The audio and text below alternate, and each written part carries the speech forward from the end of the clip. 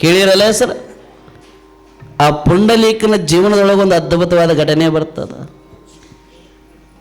ಈ ತಂದೆ ತಾಯಿಗಳ ದೇವರಂತ ನಾ ಏನು ಹೇಳಕತ್ತೀನಲ್ಲ, ಇದನ್ನು ಯಾರ್ಯಾರು ಹೆಂಗೆ ಸಾಬೀತು ಮಾಡಿ ಹೋಗ್ಯಾರ ಈ ಜಗತ್ತಿಗೆ. ಅಲ್ಲಿ ಯಾವ ರೀತಿ ಮಾತೃದೇವೋಭವ ಅಂತ ಶ್ಲೋಕ ಬರಲಿಕ್ಕೆ ಕಾರಣವಾಯಿತು. ಪುಂಡಲೀಕ ಪ್ರತಿನಿತ್ಯಲೂ ಕೂಡ ತಂದೆ ತಾಯಿ ಸೇವೆ ಮಾಡ್ತಿದ್ ನಾವು. ಯಾರ ಸೇವೆ? ಹಾಂ, ನೀವು ತಿಳ್ಕೊಂಡ್ಬಿಡ್ರಿ. ಅವ್ರು ಒಳ್ಳೆ ತಗ ಮುಗದತ್ತವ್ರ ಸಂತಿ. ಪುಂಡಲೀಕ ಏನು ಮಾಡಕತ್ತಿದಂದ್ರೆ ತಂದೆ ತಾಯಿಗಳ ಸೇವೆಯನ್ನು ಮಾಡ್ತಾ ಇದ್ದ. ಆ ತಂದೆ ತಾಯಿಗಳ ಸೇವೆ ಎಷ್ಟರ ಮಟ್ಟಿಗೆ ಮಾಡ್ತಾ ಇದ್ದ ಅಂದ್ರೆ ಪುಂಡಲೀಕ ಏನೇ ಎಂಥ ಒತ್ತಡದ ಕೆಲಸ ಐತಿ ಅಂದ್ರೂ ಕೂಡ ತಂದೆ ತಾಯಿಗಳ ಸೇವೆ ಮುಗಿಸಿದ ಮೇಲೆ ಆ ಕೆಲಸಕ್ಕೆ ಆತ ಕೈ ಹಾಕ್ತಾ ಇದ್ದ. ಈ ತಂದೆ ತಾಯಿಗಳ ಸೇವೆಯನ್ನು ಮಾಡೋದನ್ನ ಸಾಕ್ಷಾತ್ ಜಗನ್ನಾಥನಾದಂಥ ವಿಠ್ಠಲ ಬರ್ತಾನ. ಯಾರ್ರೀ? ವಿಠ್ಠಲ. ಕೋಟಿ ಕೋಟಿ ಭಕ್ತರನ್ನು ಹೊಂದಿರುವಂಥ ಭಗವಂತನಾದಂಥ ವಿಠ್ಠಲ ಯಾರ ಮನೆಯ ಬಾಗಿಲಿಗೆ ಬಂದು ನಿಲ್ತಾನಂದ್ರೆ ಪುಂಡಲೀಕನ ಮನೆಯ ಬಾಗಿಲಿಗೆ ಬಂದು ನಿಲ್ತಾನ. ಯೋಚನೆ ಮಾಡಬೇಕಲ್ಲ ನಾವು. ಕೋಟಿ ಕೋಟಿ ದುಡ್ಡು ಕೊಟ್ಟರು ಕೂಡ ಯಾವ ದೇವರು ಕೂಡ ಮನೆಯ ಬಾಗಿಲಿಗೆ ಬಂದು ನಿಲ್ಲಲ್ಲ. ಒಬ್ಬ ಸಾಮಾನ್ಯ ಭಕ್ತ ಪುಂಡಲೀಕ ತಂದೆ ತಾಯಿಗಳ ಸೇವೆಯನ್ನು ಮಾಡೋದನ್ನು ಕಣ್ಣಾರೆ ಕಂಡಂತ ವಿಠ್ಠಲ ಕೋಟಿ ಕೋಟಿ ಭಕ್ತರಿಗೂ ಕೂಡ ದರ್ಶನವನ್ನು ಕೊಡಲಾರಂತ ವಿಠ್ಠಲ ಪುಂಡಲೀಕನ ಮನೆಯ ಬಾಗಿಲಿಗೆ ಬಂದು ನಿಂತುಕೊಂಡ. ಒಳಗಡೆ ಪುಂಡಲೀಕ ತಂದೆ ತಾಯಿಗಳ ಸೇವೆಯನ್ನು ಮಾಡಕತ್ತಾನ. ಯಾವಾಗ ಒಳಗಡೆ ಪುಂಡಲೀಕ ತಂದೆ ತಾಯಿಗಳ ಸೇವೆಯನ್ನು ಮಾಡಕತ್ತಿದ, ವಿಠ್ಠಲ ಮನೆಯ ಬಾಗಿಲಿಗೆ ಬಂದು ಕೂಗುತ್ತಾನೆ, ಹೇಳ್ತಾನೆ, ಏ ಪುಂಡಲೀಕ ಬಾರೋ ಇಲ್ಲಿ ಅಂದ ವಿಠ್ಠಲಗ ಪುಂಡಲೀಕನಿ.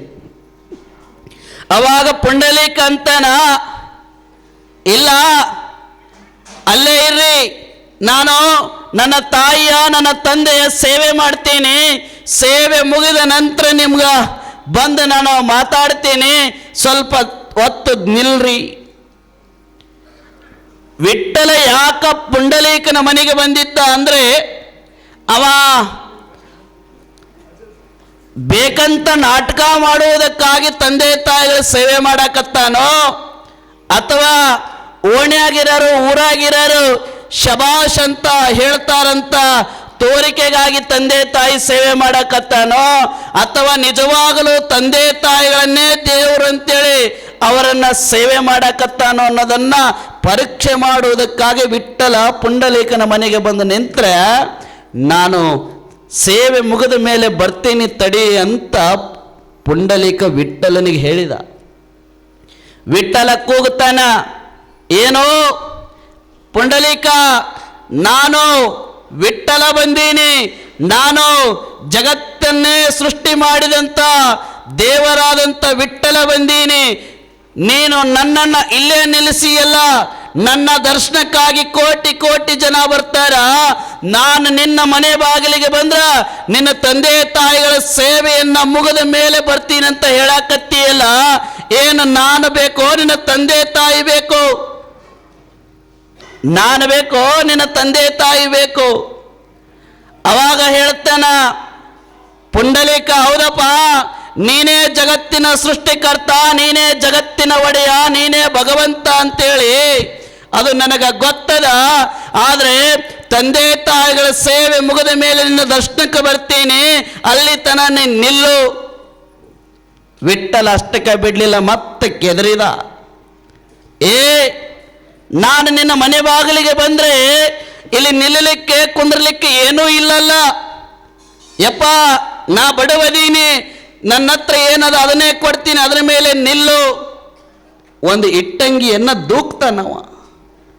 ಯಾವಾಗ ಒಂದು ಇಟ್ಟಂಗಿಯನ್ನು ದೂಕ್ತಾನ, ವಿಠ್ಠಲ ಆಯ್ತು ಅಂತೇಳಿ ನೀನು ಯಾವಾಗ ಮುಗಿಸ್ಕೊಂಡು ಬರ್ತೀಯ ಅಲ್ಲಿವರೆಗೆ ನಿಲ್ಲುತ್ತೀನಿ ಅಂತೇಳಿ ವಿಠ್ಠಲ ಸಾಕ್ಷಾತ್ ಜಗನ್ನಾಥ ಆ ಇಟ್ಟಂಗಿ ಮೇಲೆ ನಿಲ್ಲುತ್ತಾನೆ, ಸೊಂಟಕ್ಕೆ ಕೈ ಇಟ್ಕೊಂಡು ನಿಂತ. ಯಾವಾಗ ಆ ಇಟ್ಟಂಗಿ ಮೇಲೆ ವಿಠ್ಠಲ ನಿಂತುಕೊಂಡ, ಅದೆಲ್ಲ ತಂದೆ ತಾಯಿಗಳ ಸೇವೆಯನ್ನು ಪುಂಡಲೀಕ ಮುಗಿಸ್ಕೊಂಡು ತಂದೆ ತಾಯಿಗಳ ಸೇವೆಯನ್ನು ಮಾಡಿದಾದ ಮೇಲೆ ಪುಂಡಲೀಕ ಸೀದಾ ವಿಠ್ಠಲನ ದರ್ಶನಕ್ಕೆ ಬರ್ತಾನ. ವಿಠ್ಠಲನಿಗೆ ನಮಸ್ಕಾರ ಮಾಡ್ತಾನ, ಕೈ ಮುಗಿದು ವಿನಯಪೂರ್ವಕವಾಗಿ ನಿಂತ್ಕೊಂತಾನ. ಆವಾಗ ವಿಠ್ಠಲ ಪ್ರಶ್ನೆ ಮಾಡ್ತಾನ, ಏನೋ ಪುಂಡಲೀಕ, ನಾನು ನಿನ್ನ ಮನೆಯ ಬಾಗಿಲಿಗೆ ಬಂದು ನಿಂತ್ರೆ ನಿನ್ನ ತಂದೆ ತಾಯಿಗಳ ಸೇವೆನೇ ನಿನಗೆ ದೊಡ್ಡದಾಯ್ತೇನ್? ನಿನ್ನ ತಂದೆ ತಾಯಿಗಳೇ ನನಗಿಂತ ದೊಡ್ಡವರೇನ್? ನೀನು ತಂದೆ ತಾಯಿಗಳನ್ನು ಸೇವೆ ಮಾಡೋದಕ್ಕಾಗಿ ಸೇವೆ ಮುಗಿದ ಮೇಲೆ ನನ್ನ ಹತ್ರ ಬಂದಿಯಲ್ಲ, ನಿನಗೆ ಯಾರು ದೊಡ್ಡವರು ಹೇಳು ಅಂದಾತ ವಿಠ್ಠಲ. ಅವಾಗ ಪುಂಡಲೀಕ ಹೇಳ್ದ, ನೋಡಪ್ಪ, ನೀನೇ ಜಗತ್ತಿನ ಸೃಷ್ಟಿಕರ್ತ, ನೀನೇ ಜಗತ್ತಿನ ಒಡೆಯ, ಸಾಕ್ಷಾತ್ ದೇವರ ಸ್ವರೂಪದೊಳಗೆ ಇಡೀ ಜಗತ್ತನ್ನ ನೀನು ಆಳ್ತಾ ಇದ್ದೀಯಾ. ಪ್ರತಿಯೊಂದು ಜೀವಿಗಳಿಗೂ ಕೂಡ ಅನ್ನವನ್ನು ನೀಡ್ತಾ ಇದೀಯಾ. ನೀನೇ ದೇವರು, ನೀನೇ ವಿಠ್ಠಲ, ನೀನೇ ಜಗತ್ತಿನ ಒಡೆಯ ಅಂತಕ್ಕಂಥದ್ದು ನನಗೆ ಗೊತ್ತದ. ಆದರೆ ನೀನೇ ಜಗತ್ತಿನ ಒಡೆಯ, ನೀನೇ ದೇವರು, ನೀನೇ ಈ ಸೃಷ್ಟಿಯ ಕರ್ತ ಅಂತೇಳಿ ಮೊಟ್ಟ ಮೊದಲಿಗೆ ನನಗೆ ಹೇಳಿಕೊಟ್ಟಿದ್ದು, ನೀನು ದೇವರು ಅಂತ ತೋರಿಸಿ ನನಗೆ ಪರಿಚಯ ಮಾಡಿದ್ದು ನನ್ನ ತಾಯಿ, ನನ್ನ ತಂದೆ. ಹಾಗಾಗಿ ನೀನು ದೇವರು ಅಂತ ಗೊತ್ತಾಗಿದ್ದೆ ನನ್ನ ತಂದೆ ತಾಯಿಗಳು ಹೇಳಿ ಕೊಟ್ಟ ಮೇಲೆ ನೀನು ನನಗೆ ದೇವರಂತ ಗೊತ್ತಾಯ್ತು ವಿನಾ ಇಲ್ಲ ಅಂದ್ರೆ ಗೊತ್ತಾಗ್ತಾ ಇದ್ದಿದ್ದಿಲ್ಲ. ಅದಕ್ಕಾಗಿ ತಂದೆ ತಾಯಿಗಳು ನೀನು ದೇವರಂತ ಹೇಳಿ ಕೊಟ್ಟ ಮೇಲೆ ನನಗೆ ಗೊತ್ತಾಯ್ತು. ಅಲ್ಲಿವರೆಗೂ ನಾನು ದೇವರಂತ ಪೂಜೆ ಮಾಡಿದ್ದು, ನಾನು ಮೊದಲಿಗೆ ಪೂಜೆ ಮಾಡಿದ್ದು ನನ್ನ ತಂದೆ ತಾಯಿ. ಹಾಗಾಗಿ ನಿನಗಿಂತಲೂ ನನ್ನ ತಂದೆ ತಾಯಿಗಳೇ ನನಗೆ ದೊಡ್ಡವರು ಅಂತಕ್ಕಂಥ ಮಾತನ್ನ ಪುಂಡಲೀಕ ಹೇಳ್ದ. ಒಂದು ಕ್ಷಣ ವಿಠ್ಠಲನಿಗೂ ಕೂಡ ರೋಮಾಂಚನ ಆಯ್ತಾ ಮಾತನ್ನು ಕೇಳಿ. ಹೌದಲ್ಲ, ಅವರು ನನಗೆ ದೇವರದಾನ ಕೈ ಮುಗಿ ಅಂತ ಹೇಳಿಲ್ಲ ಅಂದ್ರ ನಾನು ದೇವರಂತ ಗೊತ್ತಾಗೋದಾದ್ರೂ ಹೇಗೆ? ಇದು ನನಗಿವತ್ತೊಂದು ದಿನ ಆಶ್ಚರ್ಯ ಆಯಿತು. ಹಾಗಾಗಿ ಪುಂಡಲೀಕ, ಇನ್ನು ಮುಂದೆ ನಿನಗೊಂದು ವರ ಕೊಡ್ತೀನಿ, ಇನ್ನು ಮುಂದೆ ಈ ಜಗತ್ತಿಗೆ ಒಂದು ಸಂದೇಶವನ್ನು ಕೊಡ್ತೀನಿ. ಇನ್ನು ಮುಂದೆ ನಿನ್ನಿಂದ ಈ ಜಗತ್ತಿನೊಳಗೆ ಒಂದು ಸಂಚಲನ ಮೂಡಬೇಕು. ಇನ್ನು ಮುಂದೆ ನಿನ್ನ ಈ ತಂದೆ ತಾಯಿಗಳ ಸೇವೆ ಮಾಡಿದ್ದನ್ನು ಕಂಡು ವಿಠ್ಠಲ ಜಗನ್ನಾಥ ಏನು ಮಾಡಿದ ಅನ್ನೋದನ್ನ ಇಡೀ ಜಗತ್ತಿಗೆ ಗೊತ್ತಾಗಬೇಕು.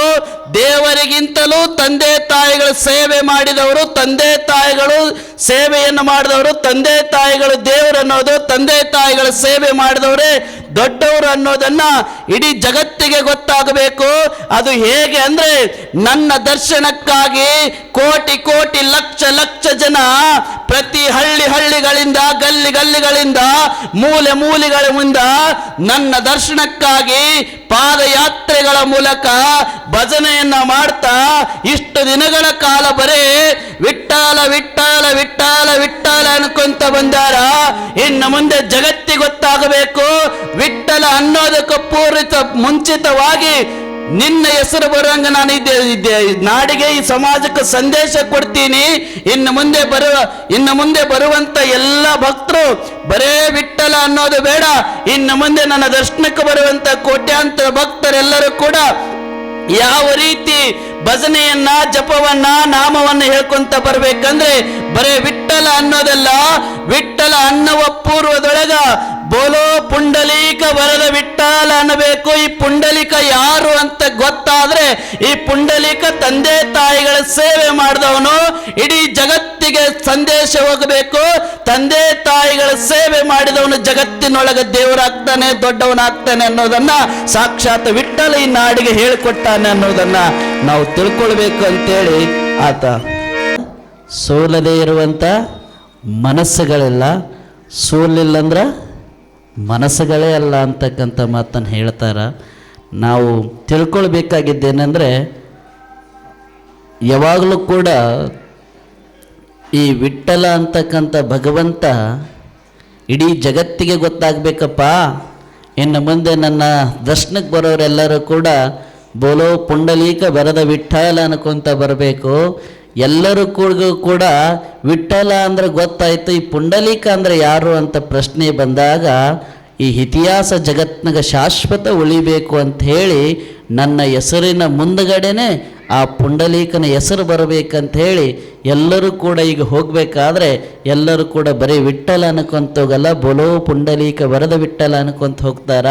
ಅದು ಯಾವ ಕಾರಣಕ್ಕಾಗಿ ದೇವರಿಗಿಂತಲೂ ಮುಂಚಿತ ಪುಂಡಲೀಕನ ಹೆಸರು ಬಂತು ಅಂದರೆ ಅದು ತಂದೆ ತಾಯಿಗಳ ಸೇವೆಯನ್ನು ಮಾಡಿದ ಅವ ದೇವರಿಗಿಂತಲೂ ಕೂಡ ದೊಡ್ಡವನ ಆದ ಅನ್ನೋದು ಇಡೀ ಜಗತ್ತಿಗೆ ಗೊತ್ತಾಗಬೇಕನ್ನೋ ಕಾರಣಕ್ಕಾಗಿ ಬೋಲೋ ಪುಂಡಲೀಕ ವರದ ವಿಠಲ ಅಂತೇಳಿ ಈ ನಾಡಿನೊಳಗೆ ಅದು ಇತಿಹಾಸವಾಗಿ ಉಳಿದದ.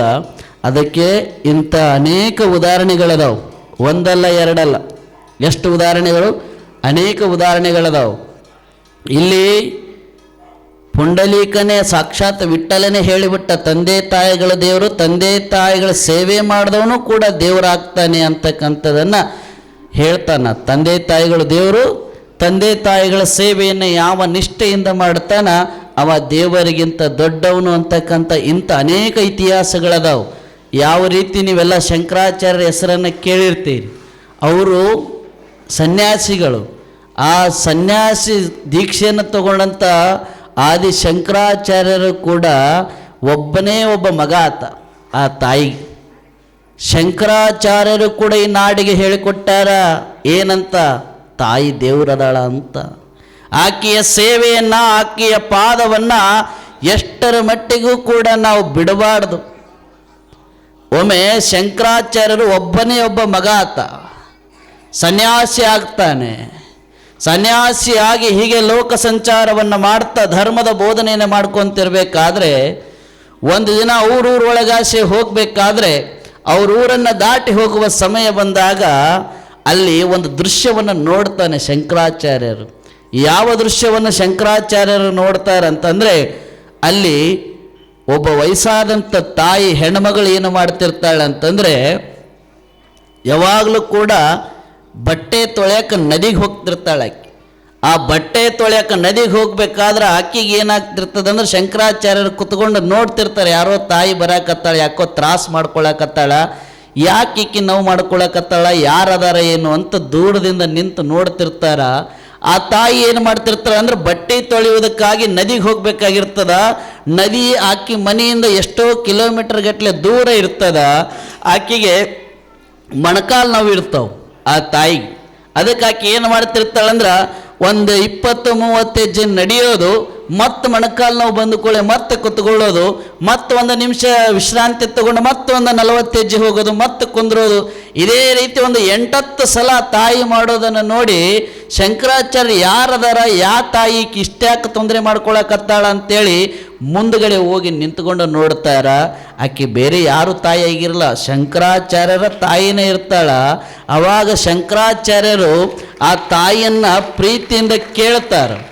ಏನಂತ ಕೇಳ್ತಾರಂದ್ರೆ, ಅಮ್ಮ ನಿನಗೆ ಏನಾಗಕತ್ತದ, ಎಲ್ಲಿಗೆ ಹೊಂಟಿ, ಇಷ್ಟ್ಯಾಕೆ ನೀನು ತ್ರಾಸು ಮಾಡ್ಕೊಳಕತ್ತಿ, ಇಷ್ಟ್ಯಾಕೆ ನೀನು ನೋವು ಪಡಕತ್ತಿ, ಏನಾಗ್ಯದ, ಎಲ್ಲಿಗೆ ಹೋಗ್ಬೇಕಂದಾಗ, ಏನು ಹೇಳಿ ಮಗ, ಇರೋ ನೀನು ಒಬ್ಬನೇ, ನೀನು ವಂಶವನ್ನು ಬೆಳಗ್ತೀಯ, ನನಗೆ ಸೊಸೆಯನ್ನು ತರ್ತೀಯ, ನನಗೆ ಮೊಮ್ಮಕ್ಕಳಾಗ್ತಾರೆ ಅಂತ ಬಹಳ ಖುಷಿಯಿಂದ ಇದ್ದೆ. ಆದರೆ ಲೋಕದ ದೃಷ್ಟಿ ಒಳಗ, ಭಗವಂತನ ದೃಷ್ಟಿ ಒಳಗ ನೀನು ಸನ್ಯಾಸಿ ಆಗುವಂಥ ಯೋಗ ಬಂತಲ್ಲಪ್ಪ. ಅದಕ್ಕೆ ನನಗೆ ಹಿಂದಿಲ್ಲ, ಮುಂದಿಲ್ಲ, ಸೊಸೆ ಇಲ್ಲ, ಮೊಮ್ಮಕ್ಕಳಿಲ್ಲ, ಯಾರೂ ಇಲ್ಲ. ಮತ್ತು ನಾನು ಉಟ್ಟು ಬಿಟ್ಟ ಬಟ್ಟೆಯನ್ನು ನಾನು ತೊಳಿಲಿಕ್ಕೆ, ಮಡಿ ಮಾಡಲಿಕ್ಕೆ ನದಿಗೆ ಹೋಗಬೇಕಲ್ಲ.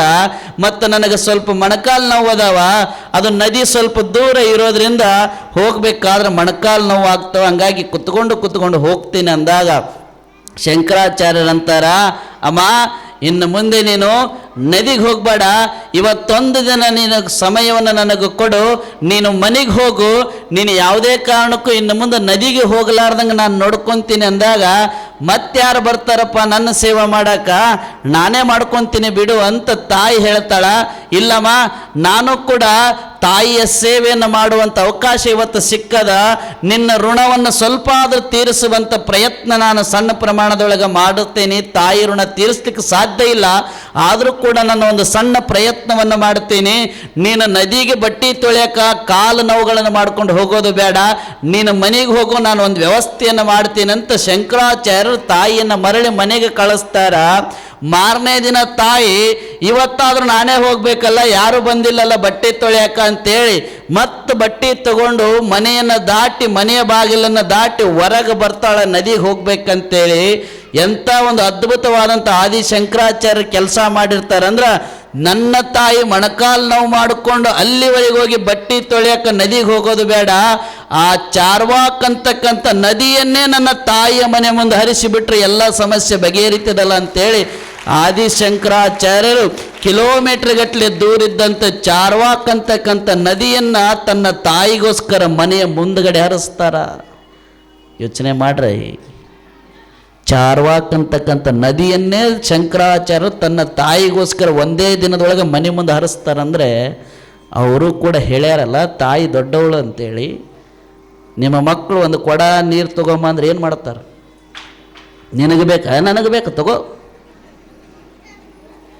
ಹೋಗ್ಲಿ. ನೀವು ಗಂಡ್ಮಕ್ಳು ಊಟಕ್ಕೆ ಕುಂತಿರ್ತೀರಲ್ಲ, ಮನ್ಯಾಗ ಮಗಳಿದ್ದಂದ್ರೆ ತಂದು ಕೊಡ್ತಾಳೆ ಆಕೆ. ಆದ್ರೆ ಮಗ ನನಗೆ ಕೆಲಸ ಐತೆ ಹೋಗೋ ಇದನ್ನ ಮಾಡ್ಕೊಂಡು ಕುಂದ್ರಲಿ ಅಂತ ನಾವು ನದಿ ಹರಿಸೋದಲ್ಲೇವ. ಒಂದು ಕೊಡ ನೀರು ಕೊಡ್ಲಾರ್ದ ಮಕ್ಕಳು ಹುಟ್ಟ್ಯಾರಿಗೆ ದೂರ ಉಳದೈತಿ ಕತಿ ನೇಮದು.